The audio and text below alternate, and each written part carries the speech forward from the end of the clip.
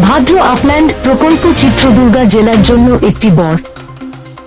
খরাপ্রবণ জেলার ট্যাগ ঝেড়ে ফেলতে চিত্রদুর্গা জেলার জন্য ভাদ্র আপল্যান্ড প্রকল্প একটি আশীর্বাদ। সাংসদ গোবিন্দ এম. কারাজোলা বলেছেন যে প্রকল্পটি সম্পূর্ণ করতে প্রয়োজনীয় কৃষকদের জমি অধিগ্রহণ প্রক্রিয়া দ্রুত করার জন্য তিনি কর্মকর্তাদের নির্দেশ দিয়েছেন।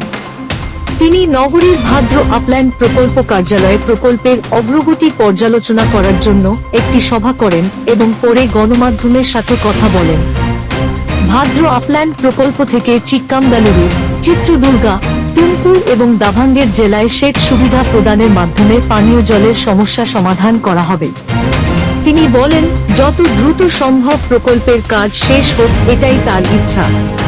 প্রকল্পটি সম্পূর্ণ না হলে চিত্রদুর্গ জেলা খরাপ্রবণ লেভেল মুছে ফেলতে পারবে না।